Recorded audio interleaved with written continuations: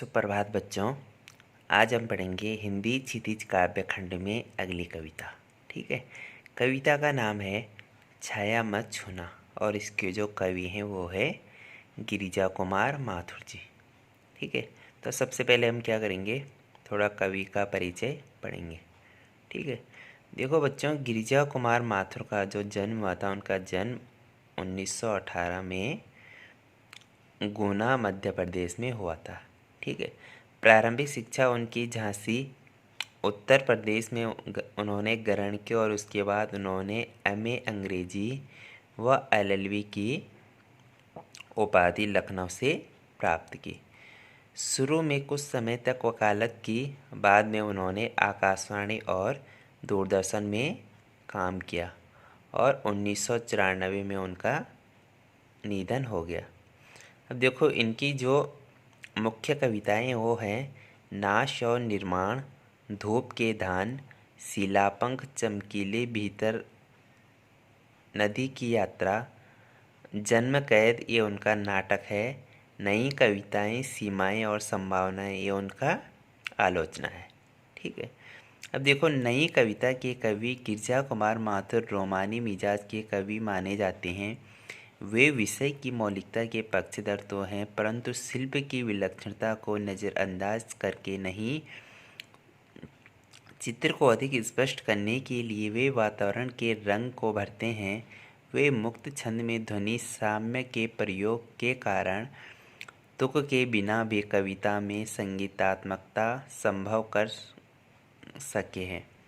भाषा के दो रंग उनकी कविताओं में मौजूद हैं। वे जहाँ रोमानी कविताओं में छोटी छोटी ध्वनि वाले बोलचाल के शब्दों का प्रयोग करते हैं, वहीं क्लासिक मिजाज की कविताओं में लंबी और गंभीर ध्वनि वाले शब्दों को तरजीह देते हैं। ठीक है, अब देखो बच्चों, जो इनकी एक कविता है छाया मत छूना गिरिजा कुमार माथुर की, तो इस कविता में इन्होंने ये बताया है कि हमें विगत की स्मृतियों को याद नहीं करना चाहिए। विगत मतलब जो समय बीत चुका है, हमें उसे याद नहीं करना चाहिए। अगर हम उसको याद करेंगे तो जो हमारा दुख है, वर्तमान में जो हमारा दुख है, वो क्या हो जाता है, दुगना तिगना हो जाता है, बहुत ज़्यादा बढ़ जाता है। ठीक है, तो इन्होंने इस कविता में क्या बताया है कि हमें विगत की स्मृतियों को याद नहीं करना चाहिए और जो सत्य है, जीवन का जो सत्य है, उसका वर्णन करना चाहिए। ठीक है, उसको उसी को जानना चाहिए और उसी रास्ते पे हमें चलना चाहिए जो जीवन का सत्य है। ठीक है, क्योंकि अगर हम अपनी विगत की स्मृतियों को याद करेंगे तो हम क्या करेंगे, उन्हीं यादों में, उन्हीं अपने पुराने दुख को बार बार याद करके हम उसी में उलझे रहेंगे और फिर हम आगे नहीं बढ़ पाएंगे। ठीक है, तो इस कविता में इन्होंने क्या किया है, यही बताया है कि हमें स्मृतियों को भूलकर जो वर्तमान समय है, उस समय के हिसाब से हमें जीना चाहिए। ठीक है, चलो कविता शुरू करते हैं।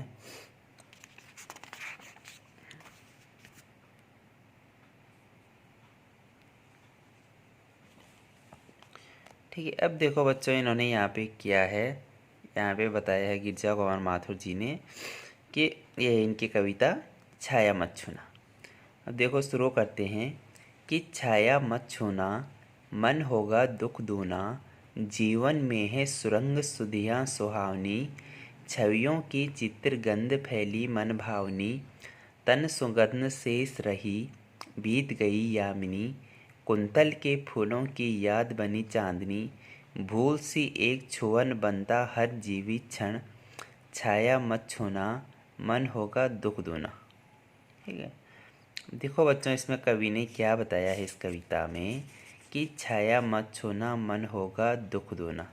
ठीक है, कि कवि कहता है, किसके लिए कहता है, अपने मन को कहता है। कवि खुद अपने मन को कहता है कि हे मन, विगत की स्मृतियों को कभी याद मत कर, क्योंकि इससे भ्रम या दुविधा की स्थिति उत्पन्न होती है और वर्तमान के जीवन में दुख दुगने हो जाते हैं। ठीक है, फिर कवि आगे कह रहा है कि जीवन में है सुरंग सुंधियाँ सुहावनी, छवियों की चित्रगंध फैली मन भावनी। कि कवि आगे कहता है कि हमारे जीवन में यद्यपि अनेक रंग बिरंगी और अच्छी स्मृतियाँ हैं, ठीक है, और मन में इन स्मृतियों के न केवल चित्र अंकित हैं बल्कि तत्कालीन वातावरण की मन को मोहने वाली एक एक गंध सुगंध भी स्मृतियों में ऐसी बसी है कि उसका आज भी मुझे अनुभव होता है। ठीक है, अब आगे है कि तन सुगंध शेष रही, बीत गई यामिनी, कुंतल के फूलों की याद बनी चांदनी। कि कवि आगे कहता है, अपने मन को कहता है, ठीक है, अब क्या करता है कवि, अपने मन को कहता है और अपनी प्रिया को याद करके कहता है, अपने प्रिया के मिलन की स्मृतियों में खोता हुआ कवि कहता है कि हे मन, अब तो उसके तन की सुगंध से ही साक्षात्कार संभव है, क्योंकि वह तो तेरे भीतर बसी है, किंतु अब उससे किसी भी प्रकार मिलन नहीं हो सकता, क्योंकि मिलन की मोहक चांदनी रात तो कब की बीत चुकी है। अर्थात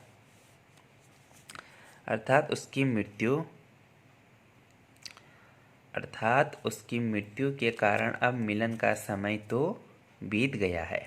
ठीक है, आगे कवि कहता है कि हाँ, अब तो चांदनी रात को देखकर उसके काले घने बालों में गुंथे श्वेत चांदनी पुष्पों की याद हो आती है।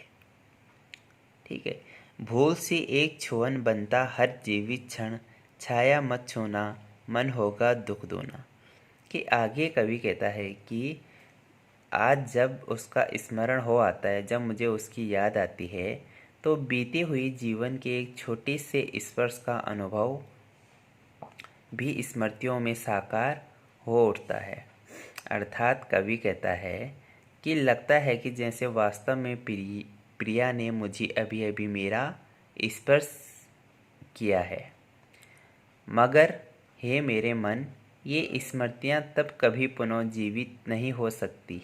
हाँ, उनका भ्रम हो सकता है, और यह भ्रम सदैव तेरे दुख पीड़ा दुविधा को बढ़ाएगा ही, इसलिए तो इनसे अब दूर ही रह। ठीक है, अब इससे आगे पढ़ेंगे हम दूसरी वीडियो में।